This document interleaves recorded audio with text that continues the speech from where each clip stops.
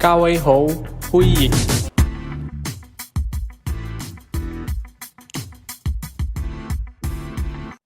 Halo semuanya, welcome back to another episode of Fresh from the Bun by Permit Shanghai. Perkenalkan, aku Meta William selaku host dari episode kali ini. Dan hari ini kita kedatangan tamu yang spesial banget, terutama buat kita Permit Shanghai sendiri. Nah, dia adalah founder pertama dari Permit Shanghai. Dia sendiri juga setelah lulus pernah menempuh edukasi di Harvard University, dan sekarang dia adalah founder dari salah satu startup yaitu Segari. Nah, langsung aja kita sambut yuk Kak Farhan Anugrah. Halo Kak. Halo Meta, glad to be Halo. here. Thanks for Thank you. having me. Thank you. Kak, boleh nggak nih sedikit perkenalan tentang Kak Farhan? Mungkin buat teman-teman yang belum tahu nih, siapa sih Kak Farhan ini gitu. Jadi ini flashback 1 dekade lalu nih. Terakhir ngurus Permit Shanghai itu sampai tahun 2012 ya. Sekarang udah adik-adik semua ini ya. 10 tahun, 10 years ago. 10 tahun, betul. Dan waktu itu kan juga bikin Permit Shanghai itu 2011 ya. Ya, tapi anyway, kenalin, nama gue Farhan Anugrah, dan gue dulu sekolah di Shanghai, itu di Chaota ya, dari tahun 2008 sampai 2012. Sempat kerja juga di sana, dan akhirnya pulang ke Indonesia. Sempat menempuh pendidikan di Harvard Business School ya. Itu adalah program MBA-nya dari Harvard. Cuman mungkin sama kayak kalian semua ya, di mana kalian juga ngerasain pendidikannya setengah-setengah gitu, online, offline, segala.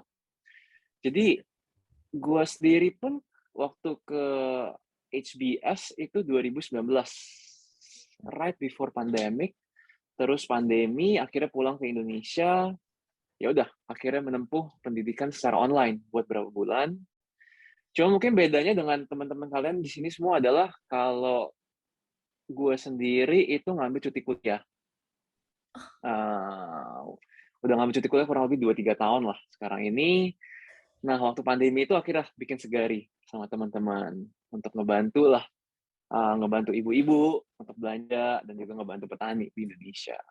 Wow, oh gitu.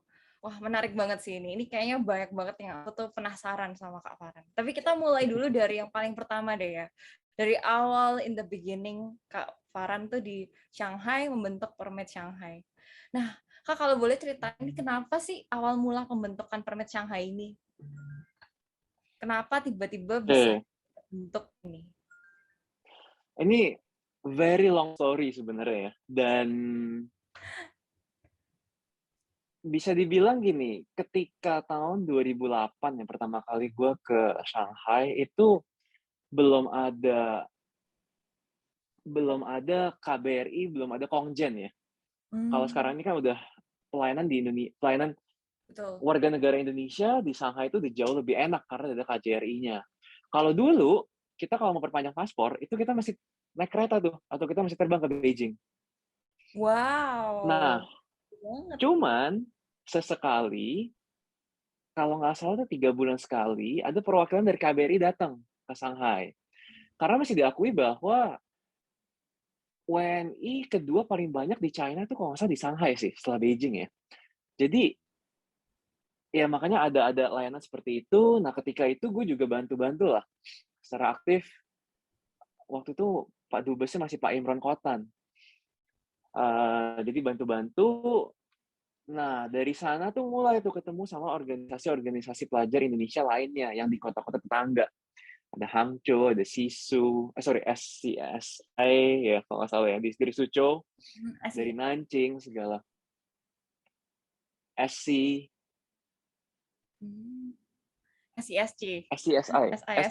oke. Wah, sorry. udah lupa banget lah.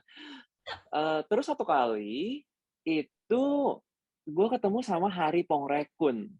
Hari Pongrekun itu salah satu foundernya Permit Nanjing. Jadi kalau misalnya bisa dibilang ya, ini kalau kita ngomong predecessor-nya ya, permit Beijing pertama, terus permit Nanjing kedua, permit Shanghai ketiga. Ini kalau nggak salah historinya ya.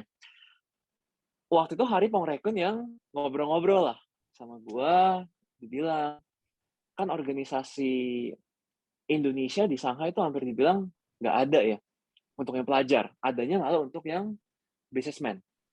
Ada IBAS, terus ada satu lagi gue juga ada lupa namanya. Nah, tercetuslah idenya waktu itu. Dari Hari Pongrekun dia bilang, oke dah gue bantuin segala. Nah, awal mulanya pun, tadi kan kalau Meta dan teman-teman di Permit juga udah cerita ya, kalau sekarang 35 orang manajemennya, kalau waktu itu awalnya dari Chauta dulu. Dan Chauta kan juga ada dua ya, ada Minhang, ada Shihui kan. Shihui yang lebih sekolah bahasa, Minhang yang lebih anak-anak penke. Jadi akhirnya ajakin lah teman-teman dari anak-anak Minhang, dan juga ada berapa lagi dari Tunghua, ada dari SNU, ada dari Caicing. Nah, itu mulai tuh, kita bersebelas, mulai, dan lucu ya, di awal-awal ini mungkin cerita sedikit ya. Di awal-awal tuh nggak ada yang mau jadi ketuanya. Oke? Kenapa? Oke. Jadi, waktu dulu tuh cuma ada 3 kalau nggak salah ya calonnya ya, dan itu pun juga bukannya mencalonkan diri, tapi ditunjuk. Oke? Salah satunya gua. Terus ada lagi, ada Agus dari Tunghua dulu. Satu lagi, gue lupa, pokoknya gue ingat bertiga aja. Ketika lagi kampanye gitu ya, kampanye itu bukan pilih saya, tapi jangan pilih saya justru.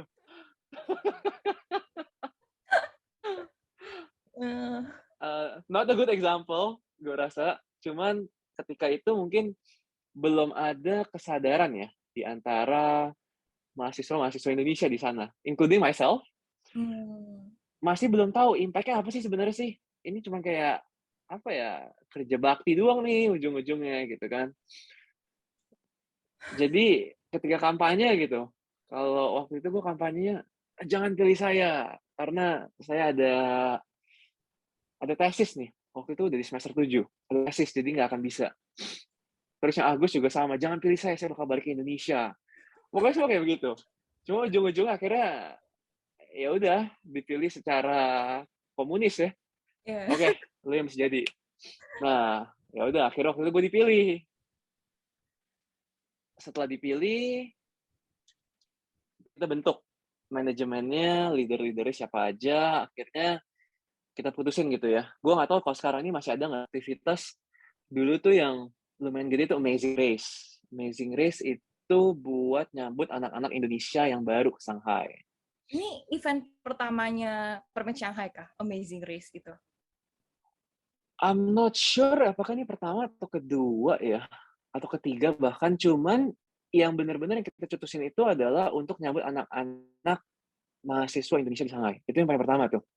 Karena kita ingat banget, itu entry point ya, buat anak-anak Indonesia juga tahu bahwa di Shanghai itu ada organisasinya nih, which is Permit Shanghai. Makanya kita adain lah acara-acara seperti itu ya. Dan ya terus berlanjut terus ya. Gue nggak tahu, mungkin Meta juga bisa cerita kali ya. Sekarang kayak gimana aktivitas-aktivitasnya? Sekarang ngomongin tentang Amazing Race, sebenarnya kita ada satu event yang kepikiran juga sama persis untuk menyambut mahasiswa baru yang masuk ke Indonesia. Tapi namanya sudah berubah, jadi Jejak Petualang. Itu juga salah satu kayak acara besar tahunan kita sih. Ya mungkin tuh pencetusnya originalnya itu Amazing Race ya. Kita sama sih kira-kira. Outbound ya. Is it true? Outbound keliling Shanghai. Kalau kita biasa gitu sih. Kenalin tempat-tempat Shanghai gitu. Dulu nggak ada outbound. Dulu nggak ada. Oke. Ya. Kalau kita kayak pergi-pergi gitu ke beberapa tempat-tempat wisata Shanghai yang terkenal, terus kayak ada mission yang harus diselesaikan. Sekaligus mereka kayak tahu, oh ternyata ada tempat ini ya di Shanghai. Kayak gitu. Ini tempat wisata kan ya, bukannya tempat klub kan? Bukan. Tempat wisata. Kalau dulu kayak gimana Amazing Race-nya? Lari gitu kan, lari-lari. Dalam kota Shanghai sih, sama kamu kamu bilang sih. Kita kunjungi tempat-tempat wisata gitu ya, misalnya ke Deban, Xintiandi, terus ada Waifangjie, ke daerah-daerah sana lah ya, terus kayak ada clue-cluenya mesti ngapain, ya intinya adalah perkenalan lah. Cuman gue inget yang waktu itu awal acara itu lebih ke arah kayak ballroom gitu ya, kita ada acara-acara, cuman ada satu, auditorium gede, lupa gue nama hotelnya.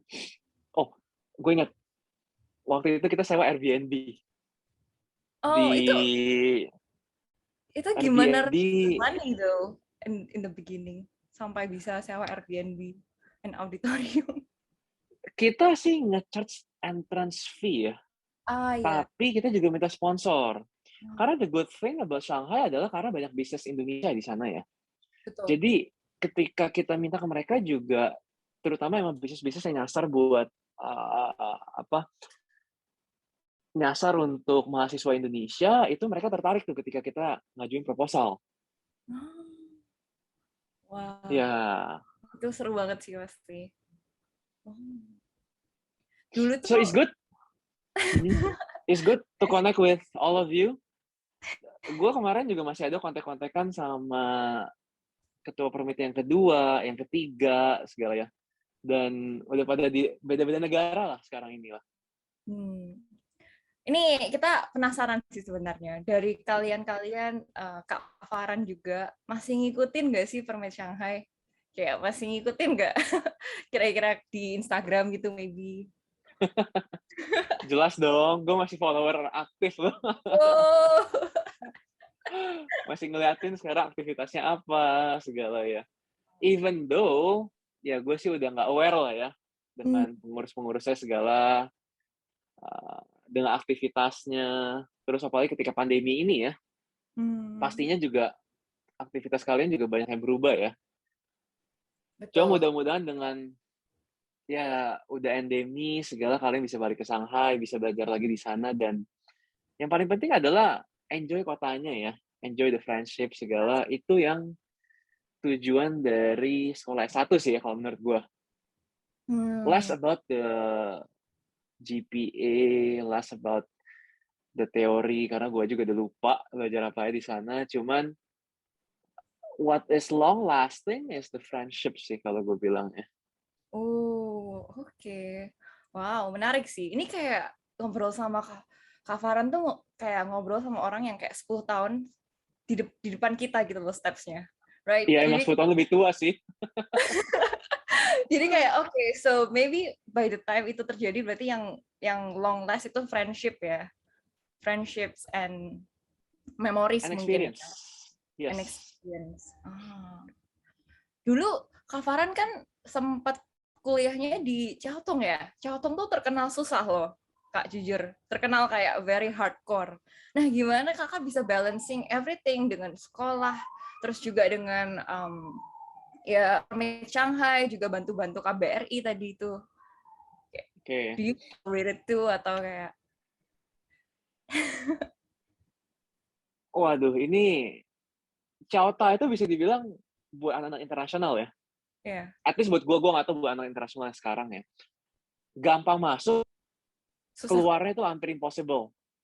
Hampir impossible, oke? Dan gue tuh impresinya, I wasn't expecting bahwa Chinese education was that tough, dan juga bahwa Chauta itu emang kumpulan dari top 10 murid-murid dari Hunan, dari mana gitu ya. Jadi gue juga nggak tahu ekspektasinya se-fierce itu ya. Ketika gue apply ke Chauta, oke, bangga gitu bisa masuk ya. Terus setelah udah minggu pertama nih, ngobrol-ngobrol kan sama anak-anak di sana. Oke, kita weekend ini kita mau kemana nih? Mau have fun di mana nih pikirnya? Satu doang kata-kata dari mereka. Gue mau ke library. Holy shit, dalam hati gue. Gue berarti bakal spend the next 4 years ini di kampung. Minhang tuh, kalau misalnya buat yang nggak tahu, Minhang tuh bener di kampung ya. Dulu cuma ada satu line doang MRT, Wuhaoxian, untuk nyampe ke Xinchuang, terus baru bisa ke kota gitu ya. Cuma satu-satunya doang. Dan buat ke kota itu perjuangan. Oh, Tapi betul. dengan ngeliat anak-anaknya aja, teman-temannya, waduh, teman-temannya nih semuanya bisa dibilang kutu buku gitu ya. Awalnya masih pikir bahwa oke lah, mungkin teman-teman gue aja mulai cari teman-teman lain gitu yang mau have fun gitu ya, ngeliat kota Shanghai seperti apa. Tapi ternyata setelah ini ujian pertama nih, gue inget nih, kalkulus. Wah, Kalkulus, waktu malam ujiannya, kan gue nanya-nanya gitu kan ke anak-anak gitu kan, gimana bisa nggak lu, bisa nggak lu? Karena gue sendiri nggak bisa gitu. Tanya-tanya sama mereka segala, terus pas gue ke kamarnya, karena gue tinggal di dormitory ya, gue ke kamarnya, mereka orang nggak belajar, mereka orang main Dota sampai jam 2 pagi. Terus gue tanya, lu bisa emang ujiannya? Oh gampang, gue udah pernah belajar di SMA. Oke, siap bos. Terus begitu udah kelar ujian, gue tuh dapat nilai 14 dari 100, gue masih ingat banget. Ini ujian oh, pertama di sana. 14 dari 100, oke? Nah, nah waktu itu di sistem edukasinya mereka tuh kita juga bisa rank berapa sih dengan nilai itu. Itu gue rank 278 dari 279 orang. Oke. Walaupun gue dapat nilai 14, tapi gue masih oke lah, masih ada rasa senang gitu. Karena at least gue nggak ranking terakhir gitu kan. Ternyata usut punya usut, ya ranking terakhir juga anak Indonesia. Jadi emang long story short, sekolahnya susah untuk keluar, gampang untuk masuk. Cuman, I think gue grateful banget sih karena spend 4 years di Chauta ya, especially di China. Karena itu benar-benar nge-shape kita punya mindset ya. At the end of the day, life is not easy. Jadi emang butuh perjuangan ya. Dan mungkin yang tadi gue cerita mengenai ujian, segala itu salah satu awal lah gue benar-benar mengenal dunia tuh it's not as simple as ABCD, tapi butuh perseverance, butuh kerja keras segala ya. Dan akhirnya nggak berasa, fast forward 4 tahun, itu benar-benar gue spend every day sampai jam 10, jam 11 malam, itu belajar di library, pulang, tidur, bangun pagi jam 8, makan bakpao, pergi lagi ke kelas. Kayak gitu terus 4 tahun tuh. Apakah kalau misalnya gue ngelihat teman-teman yang sekolah di Amerika gitu ya, ngelihat dari movie American Pie gitu ya, kok gue compare kok beda banget gitu ya kehidupan S1 gue dengan anak-anak di sana. Cuman I think there is no regret karena dari sanalah gue belajar gitu ya. Dan juga build my mentality bisa dibilang. Terus at the same time bantuin KBRI, bantuin waktu itu gue juga part time ya sebagai tour guide, sebagai translator. Di sana gue juga mulai ketemu sama orang-orang pemerintahan yang emang ke Shanghai gitu kan, untuk studi banding, untuk jalan-jalan, dan mungkin one of the notable projects yang gue kerjain sama teman-teman tuh adalah waktu saya Expo 2010. Mungkin kalian masih belum tahu lah apa ya. Itu gede banget projectnya dan Indonesia juga ada pavilionnya kan. ya, ya. Waktu itu tuh banyak banget menteri-menteri datang dan paling keren adalah Pak SBY datang ke Shanghai. Wow. Dan karena ketika itu kan Permit Shanghai berdiri 2011 ya. Jadi 2010 tuh belum ada, akhirnya gue ditunjuk untuk minta perwakilan lagi nih, anak-anak tuh bantuin translate pas pampres.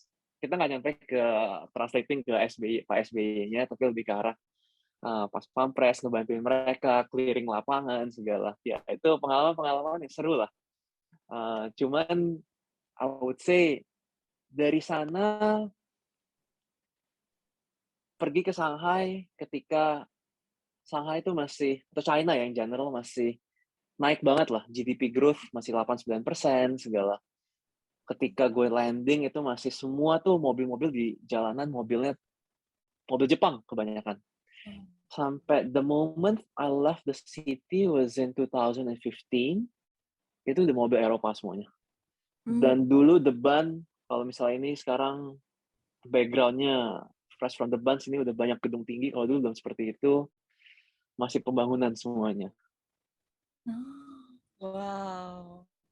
Wow, oke. Gila, keren banget. Sebenarnya yang pas waktu Kak Farhan bilang tentang susahnya ya, struggle-nya belajar di Universitas China, itu a lot of us, aku yakin kita semua tuh bisa relate banget sih. Dan it's such a healing juga, Kak Farhan bilang kayak it's no regret, it's no regret, there's a lot to learn. Itu kayak iya betul. I agree to it tuh. Nah, kalau boleh tahu nih Kak, kita lanjut nih. Selama di Shanghai, selama Kakak di Permit Shanghai, value-value apa sih yang Kakak akhirnya dapatkan, yang akhirnya tuh bisa bantu atau mungkin berguna lah di step Kakak selanjutnya gitu, which is after graduation ya. Yes, 2 hal sih yang gue paling, mungkin 3 hal yang paling valuable yang gue belajar ya. Karena ketika itu juga, itu pertama kali, 1, gue nge-lead orang, cara manage people, oke? Dan ini di sekolah nggak diajarin, cara manage people, oke? Yang kita diajarin adalah hard skill, matematik, algebra, fisika, thermodynamics, fluid mechanics, gitu-gitu kan. Nah, cara nge-lead orang, I would say kalau misalnya emang, and I'm pretty sure banyak teman-teman dari sini kan juga mau jadi businessman ataupun mau nge-lead perusahaan segala ya.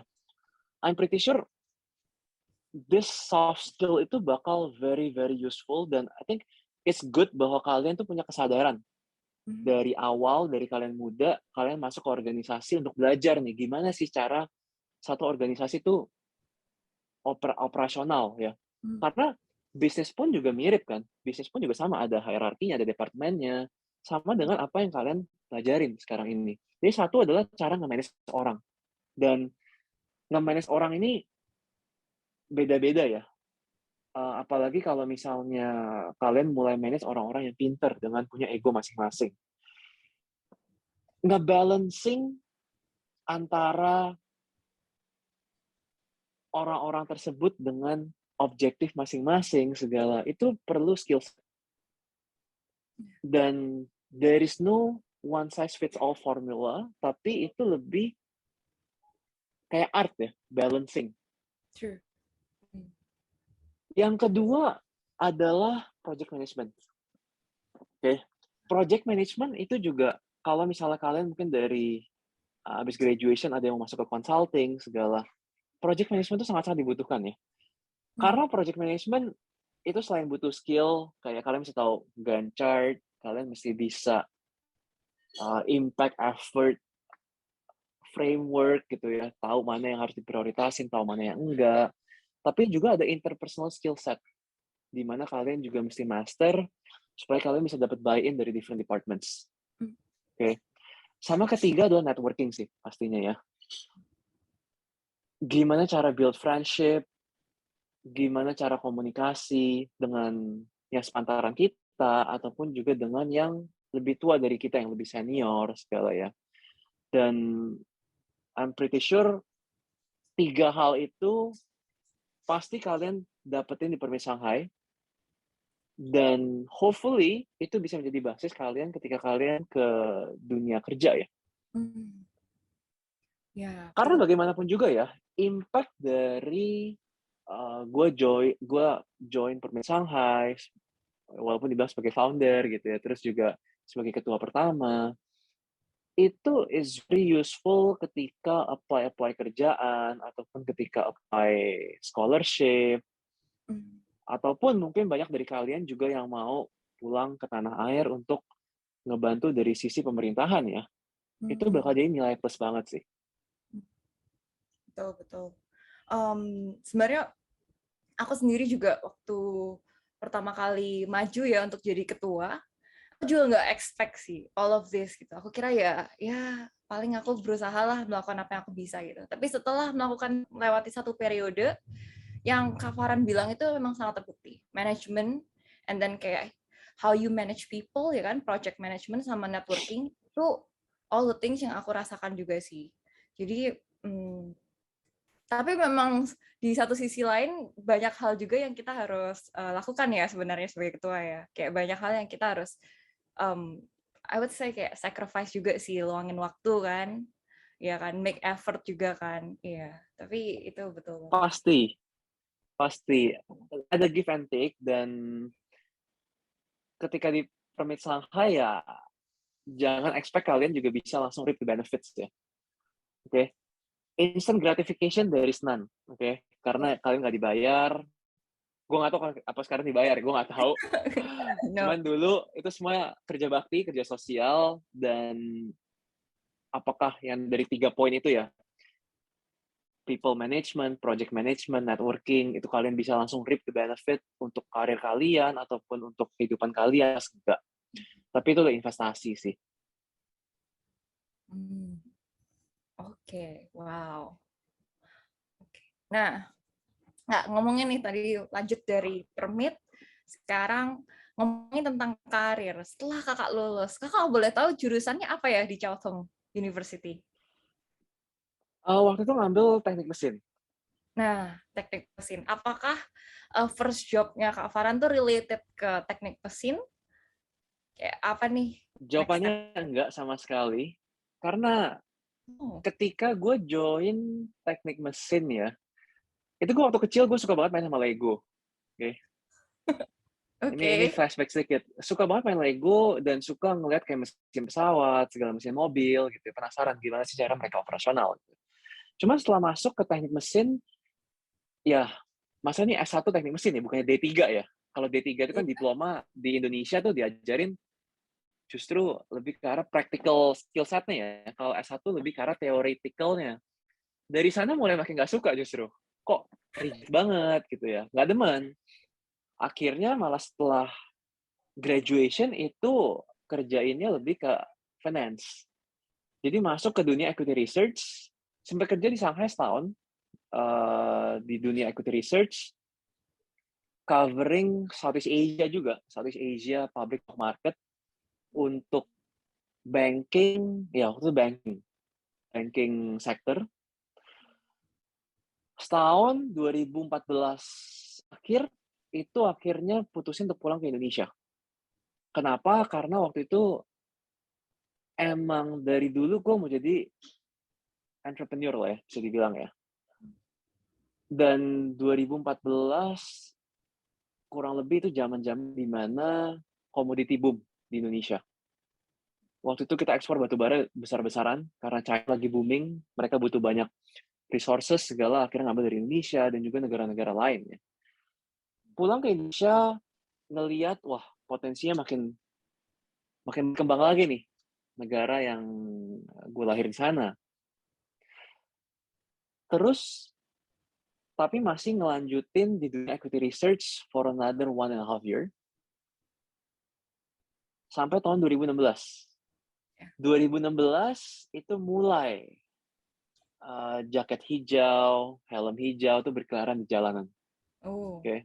Dan yang buat gue impress adalah waktu itu gue tahu di Grand Indonesia, gue tinggal di Tangerang.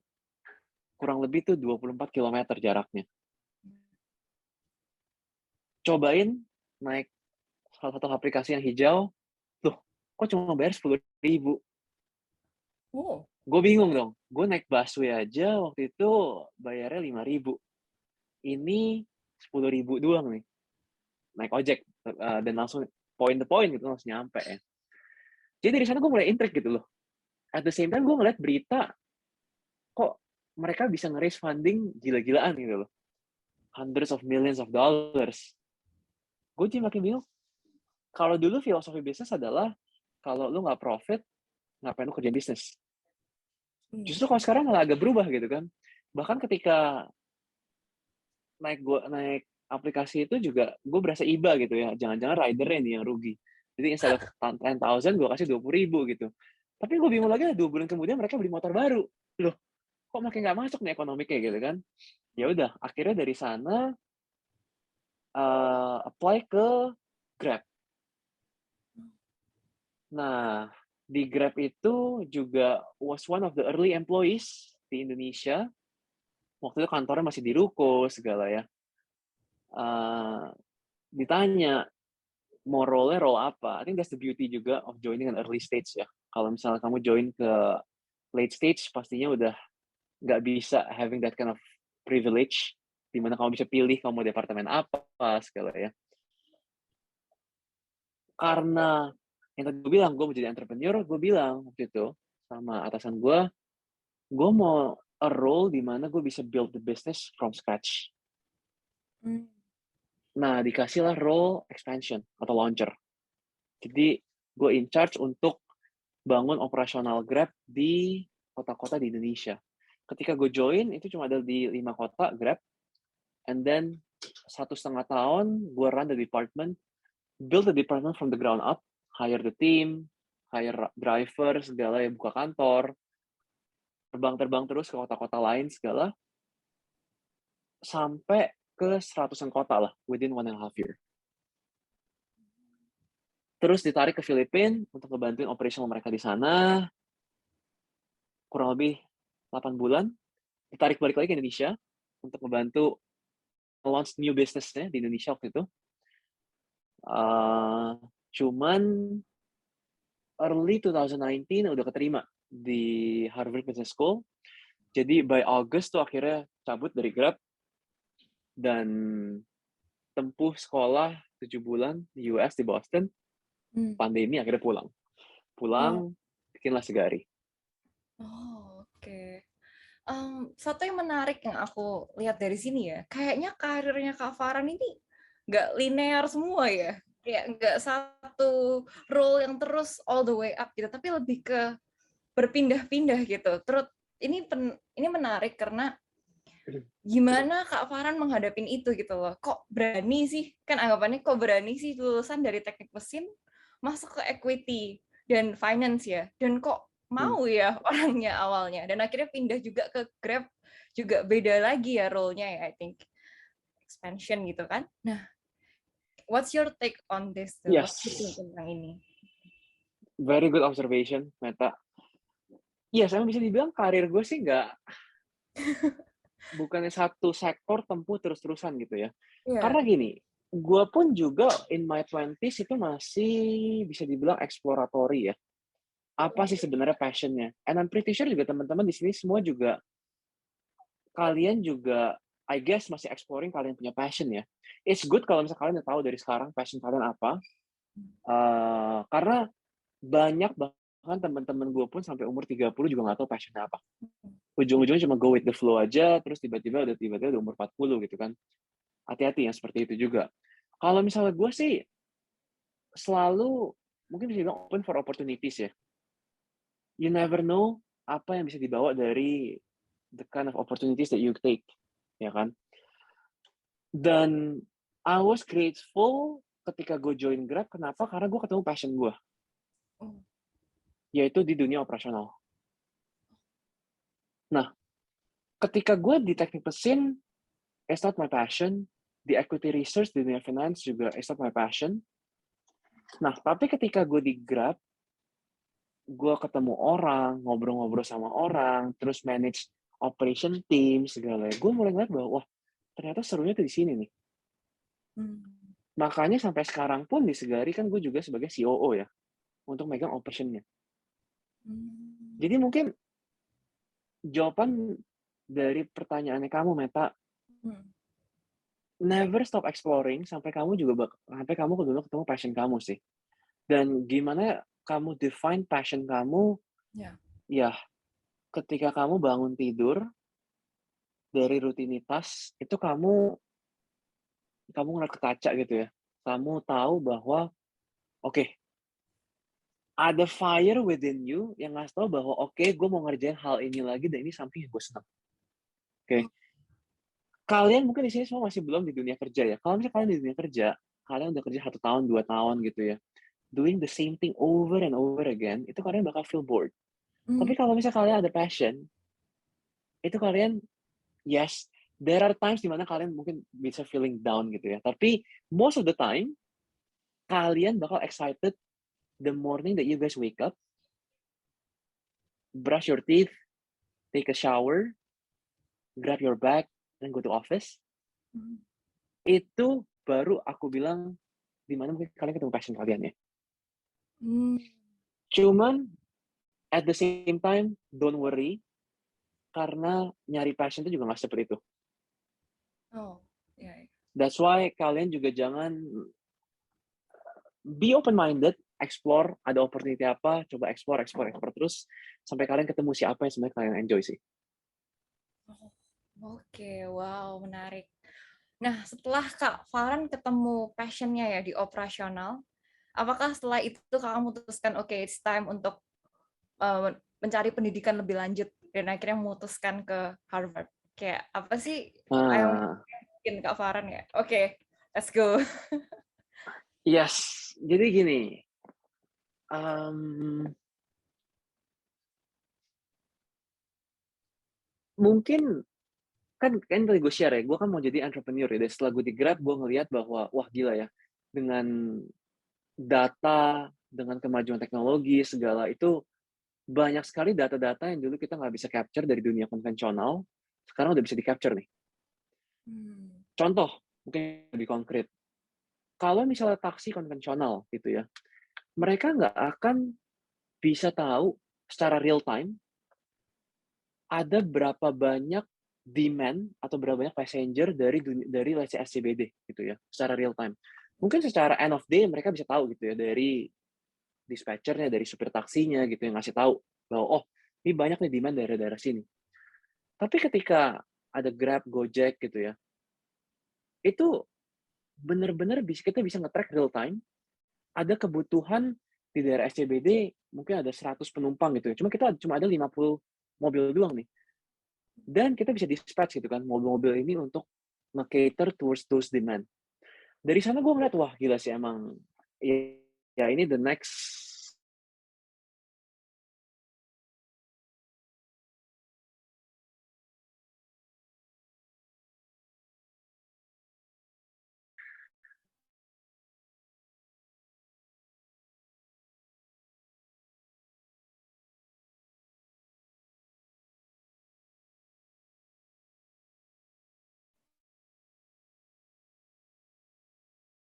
juga ketika kita bawa, walaupun Chowta kalau untuk orang yang tahu top 3 di China, cuma kalau misalnya kita di Indonesia itu nama itu nggak begitu terkenal.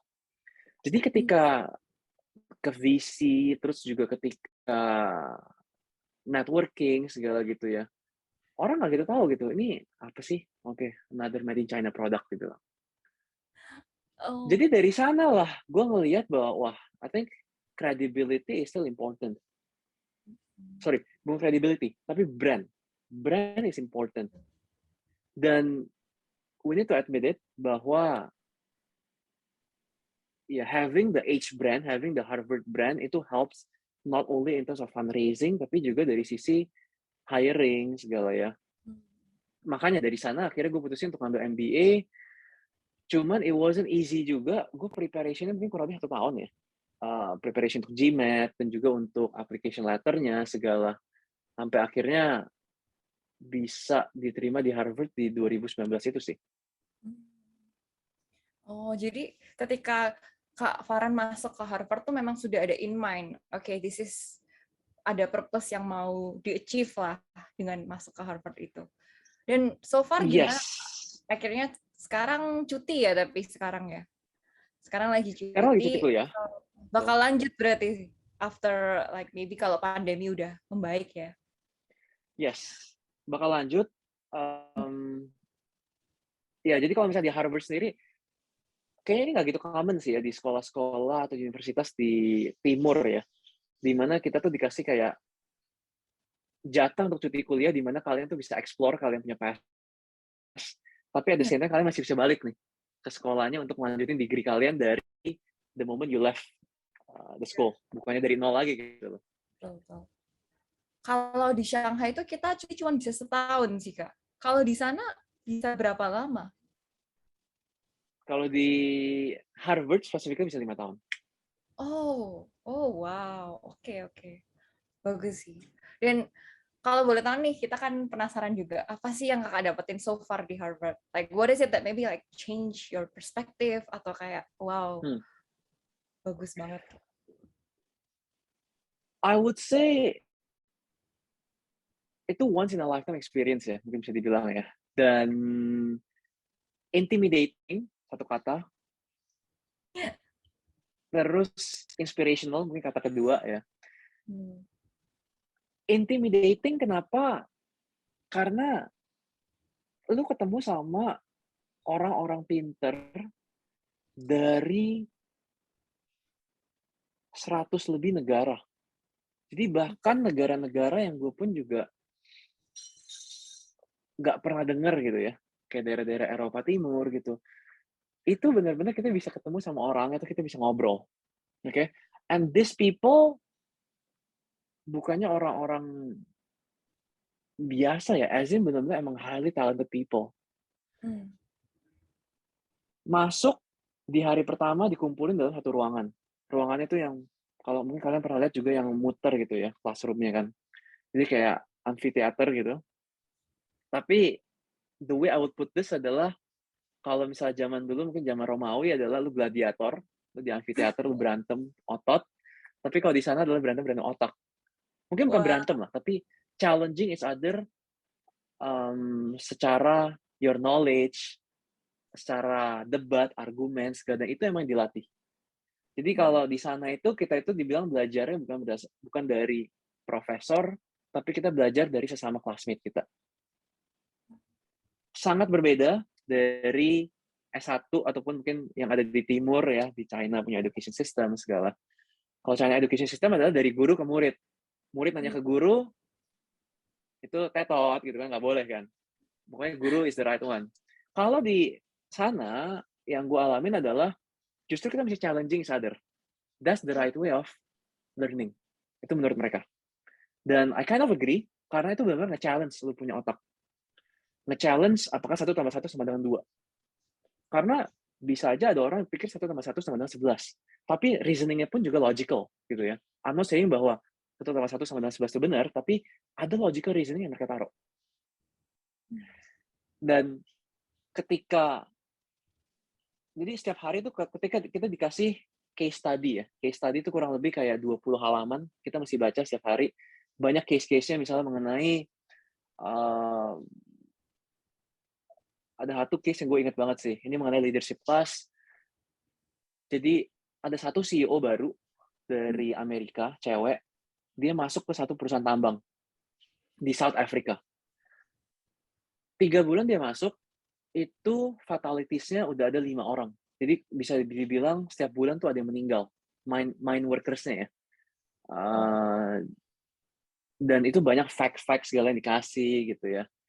Terus terakhir pertanyaan adalah, if you were the CEO, what would you do? Okay. Dan ini gue ingat banget, kenapa? Karena kan di kelas itu kan banyak murid-murid dari negara yang berbeda ya. Kalau murid-murid dari negara timur, including myself, itu gue jawabnya adalah, well, cari tahu akar permasalahan di mana, tapi bisnis harus keep on running. Cuma kalau teman-teman dari negara Western, kalau untuk mereka adalah safety is priority. Nggak peduli how much money you can make, tapi kalau misalnya if there is no safety in your working environment, shut down the business. Okay? Very contradicting, there is no right or wrong answer. Yeah. Okay? Nah, cuman ya di sinilah lo dilatih, karena kalau Harvard Business School itu ngelatih lo untuk jadi general manager lah, jadi bilangnya ya. Di mana you always need to have something on your mind, and then you always need to be ready to express it out to the audience.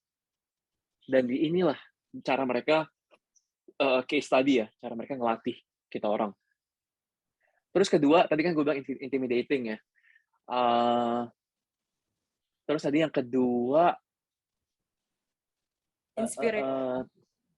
inspirational, yes. Inspirational kenapa? Karena yang tadi ya, kita ketemu sama anak-anak yang dari negara-negara berbeda segala. Dan ini juga fun fact, kalau di Harvard itu kita dibagi 10 section ya. Jadi kurang lebih ada 800 anak tuh dibagi 10 section, satu section tuh 80-90 anak. Section A, B, C, D, E, F, G, H, I, J. Tapi ada satu section yang very very eksklusif, namanya section R. Oh, oke. R. Section R seingat gue, yes. Sorry, section X. Section X, yes. Isinya, ini undisclosed sih sebenarnya ya. Isinya adalah anak-anak dari influential people lah. Di my batch itu ada kayak top 10 richest family di Thailand. Oke. He belongs to section X. Terus ada kings, anak pokoknya kayak family-nya dari King of Belgium. Terus ada dari Sheikh Arab dari mana lah. Nah, ya kayak gitu-gitu lah. Dan I think the good thing adalah these people are very humble, very down to earth. Dan kalian juga gak akan expect gitu ya, ketika kalian ngobrol sama mereka, ternyata mereka background family seperti ini, seperti itu, segala ya. Impressive sih. At the same time juga ketemu sama orang dari Marine, dari Army, kayak veteran ya, di US yang pernah perang di Afghanistan, pernah perang di mana, kalau nggak dia submarine operator, segala. This kind of things, yang something yang gue nggak pernah kepikiran gitu, gimana cara lu nge-drive submarine sih, terus ngobrol sama mereka, kayak sharing-sharing, segala. Ya, I think if you guys had the chance, go for MBA, kembali lagi yang gue bilang. Gue nggak inget gue belajar apa di sana, to be honest. Tapi yang gue ingat adalah friendship-nya dan experience-nya sih. Oh, gitu ya. Oh, wow. Kalau menurut Kak Farhan sendiri, should we take MBA setelah kita tahu purpose kita dan passion kita, atau justru malah, soalnya banyak banget ya teman-teman aku yang kayak, oh aku mau MBA. Kenapa? Karena aku nggak tahu mau ngapain. Kayak they don't know. Dia merasa jenuh dengan kerjaannya atau merasa kayak belum menemukan sesuatu, makanya akhirnya yaudahlah ambil MBA dulu. What do you think about this too? Yes and no sih kalau gue bilang meta ya. Tapi definitely one thing for sure adalah kalian harus punya pengalaman kerja. Oke. Minimum 2 tahun. Kenapa? Kalau nggak kalian nggak akan relate dengan case study-nya dan juga kalian nggak bisa ngobrol juga dengan anak-anaknya. Karena anak-anak ini kan juga udah punya pengalaman kerja ya. Bagaimanapun juga pengalaman kerja tuh ngebantu dari sisi cara lu berpikir gitu ya. Karena kalau misalnya masih pelajar ya masih, sorry to say, masih idealis lah bisa dibilang ya. 1,1 sama dengan 2, there is no other answer gitu kan. Nah, jadi one thing for sure adalah kalian harus punya pengalaman kerja dulu. 2 tahun, 3 tahun. Kalau in my case, itu kurang lebih 5 tahun. Gue baru pergi MBA. Oke. Nah, yes and no, kenapa? Ini kalau misalnya tadi yang lu tanya mengenai passion. Gitu ya. Yes, better to know your passion first before going to MBA, karena itu bakal ngebantu lu narrow down your focus and interest ketika di business school. Di business school tuh masalahnya banyak banget aktivitasnya, banyak banget acaranya. Dan fallacy-nya adalah kalau misalnya lu belum tahu passion lu ya, ketika lu masuk ke sana, itu takutnya terombang-ambing. Wih, gue mau explore crypto, gue mau explore PE, gue mau explore dunia agriculture, gue mau explore dunia banking, gue mau explore dunia consulting, gue mau explore dunia tech di Silicon Valley. Opsinya luar biasa banyaknya. Dan untuk setiap interest tersebut pasti ada aja orangnya, ada aja faculty membernya yang guiding those students. Takutnya adalah ketika kalian masuk, kalian nggak tahu, kalian terombang-ambing, setelah 2 tahun, kalian dapet kayak ya on the surface aja semuanya gitu. Kalian join semua klub, kalian join semua aktivitasnya. Ya, ujung-ujungnya setelah 2 tahun kalian bingung lagi, nggak ketemu lagi passionnya. Oke. Cuman doesn't mean bahwa kalau lu belum tahu passion lu nggak bisa business school juga. Banyak dari teman-teman gue juga, mereka datang ke sana, mereka bosen dari kerjaan lama mereka ke sana, mereka ngobrol, setelah 3 bulan mereka tahu nih, oke, gue mau explore ini. That's also a good thing. Oke. Jadi memang nggak ada yang wrong or right ya. Sebenarnya itu tergantung. Bener-bener very tergantung kamu sendiri gimana. Nah, betul. Kak Farhan, sekarang kan founder of Segari ya, setelah Hmm. selama pandemi ini. Hmm. Kayak apa sih yang memulai Kak Farhan nih kok bisa akhirnya memutuskan untuk di sini? Kan tadi operasional guys, tapi Segari ini setahu aku kayak online grocery ya, semacam online grocery. So, what is the relation di sini gitu? Oke. Gini, sebelum gue ke HBS itu gue emang udah ngeliat sektor agriculture sih. Karena sektor agriculture di Indonesia tuh is one of the biggest GDP contributor, tapi yang gede itu adalah di palm oil ya. Kan kita kan one of the biggest palm oil exporter in the world. Cuman untuk sektor horticulture, kayak misalnya buah, sayur, itu masih minim lah bisa dibilang. Walaupun kita kan negara tropis, ya, tanah kita bagus, tapi kurang digarap sih, gue ngeliatnya. Jadi dari sisi upside potentialnya masih gede banget nih, gue ngeliatnya. At the same time, juga ada hobi. Ada passion gue, di mana sebelum gue ke HBS ya, gue punya hydroponic garden di kebun belakang rumah gue.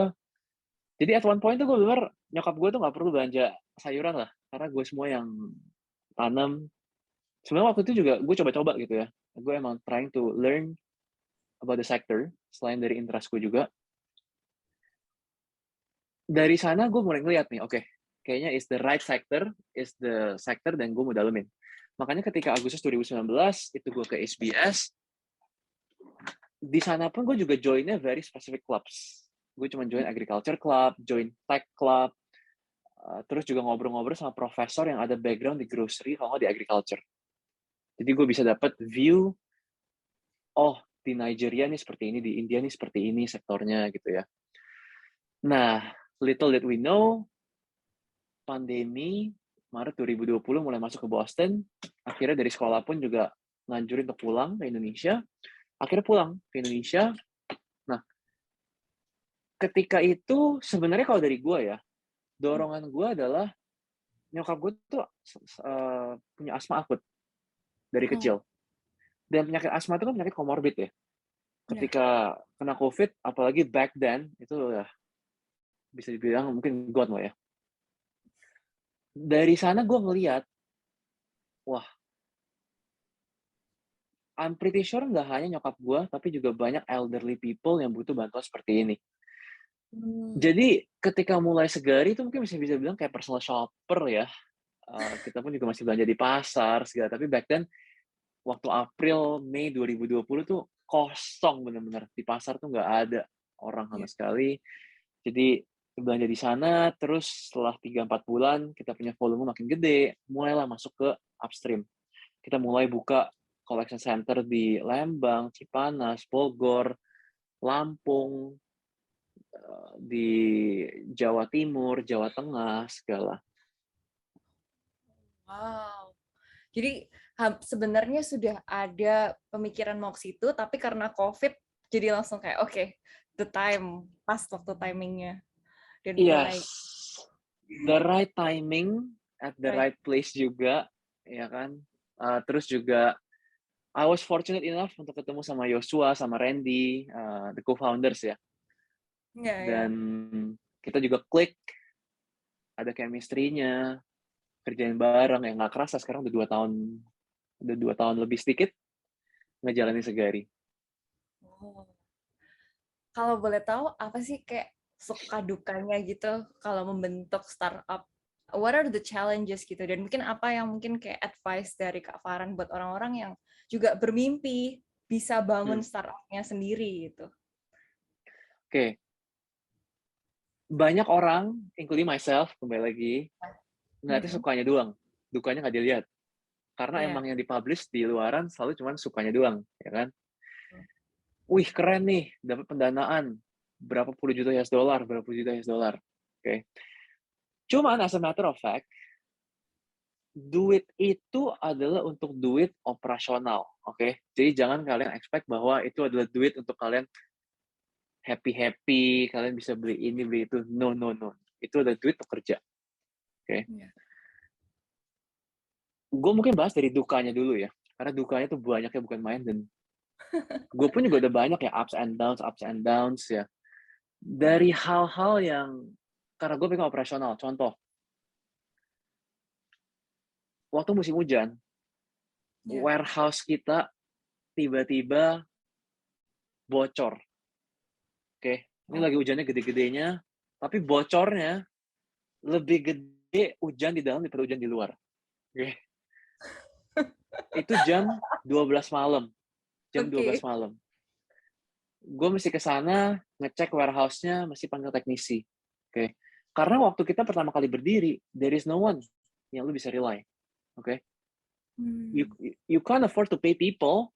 Jadi benar-benar semua masalah ada di lu sebagai co-founders-nya. Oke. Itu gue jam 2 pagi, benerin, akhirnya udah nggak bocor, udah pulang tidur. Jam 5:30 pagi ditelepon. Oke. 5:30 pagi, lu cuma istirahat cuma 3 jam, 5:30 pagi ditelepon, Pak, rider pada demonstrasi. Oke. Demonstrasi kenapa? Ya, karena ada miskomunikasi lah.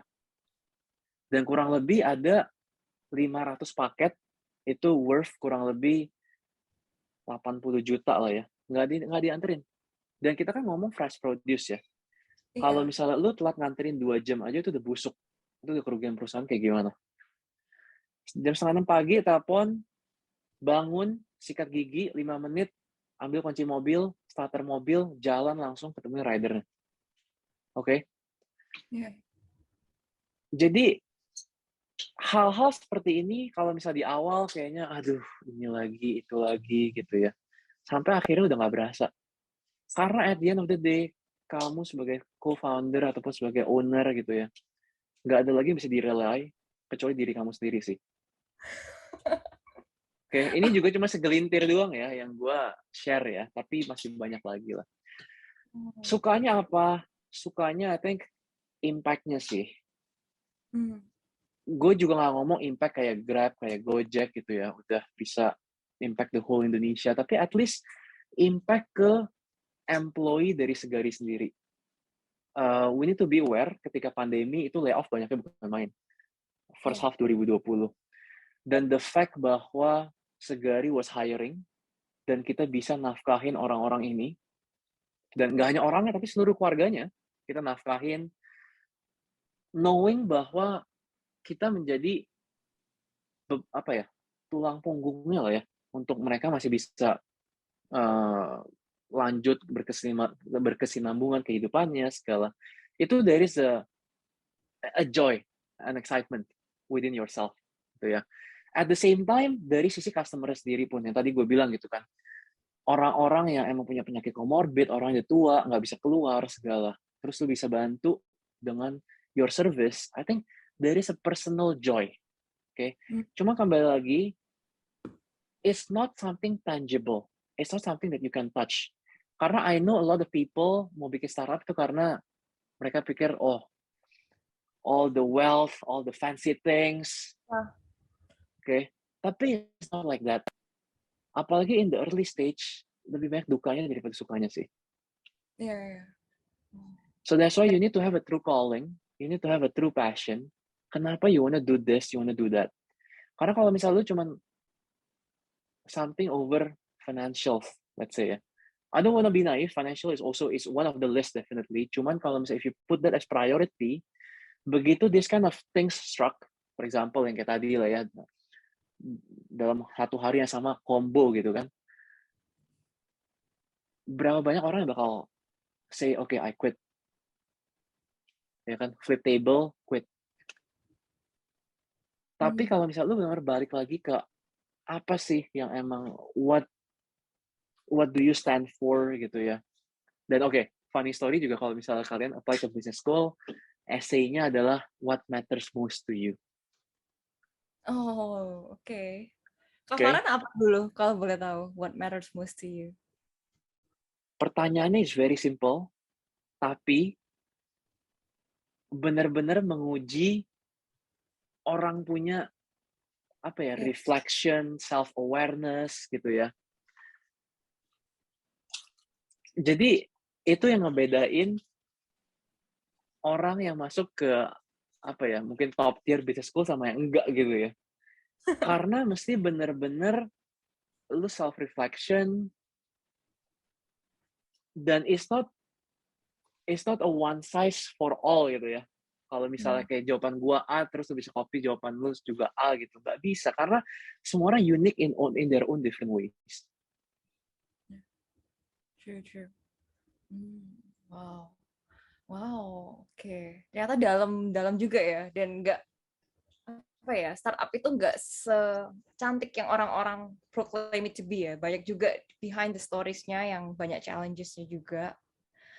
Nah, mungkin Justru that's the kalau real story, the ugly truth yang orang-orang nggak tahu. hmm, kalau gitu mungkin mengenai Segari, last question nih. Last question, apa sih harapan atau vision Kak Farhan sendiri terhadap Segari? Yes, kalau kita gini, uh, mungkin ada short term, ada long term vision ya. Short term vision kita itu masih gimana cara kita bisa ngebantu ibu-ibu sih, ngebantu moms di kota-kota besar di Indonesia. Kalau misalnya dulu ya, at least waktu zaman nyokap gue itu mereka jam 5 pagi bangun, pergi ke pasar, nenteng berat-berat, becek, mesin nawar, pulang jam 7 pagi masih ngebersihin lagi segala ya. Sekarang dengan adanya Segari, lagi tidur, udah mau tidur gitu ya, jam 11.50 malam, order di Segari jam 7 pagi nyampe. Oke. Jadi vision kita adalah gimana cara kita bawa convenience ke Hmm. ibu-ibu. Oke. Tapi at the same time, karena kita fokus di fresh produce ya. Kita bukannya, tadi kan kamu udah tanya juga kan, apakah ini grocery commerce? In a way, grocery commerce yes and no, karena grocery commerce juga kebagi-bagi lagi segmennya. Oke. Oh, Kalau Segari, kita itu ada daily and weekly grocery. Kenapa daily and weekly? Karena kita fokus di fresh produce. Kalau misalnya kamu lihat supermarket, hypermart gitu, itu adalah monthly grocery. Karena mereka fokus di dry goods. Jadi,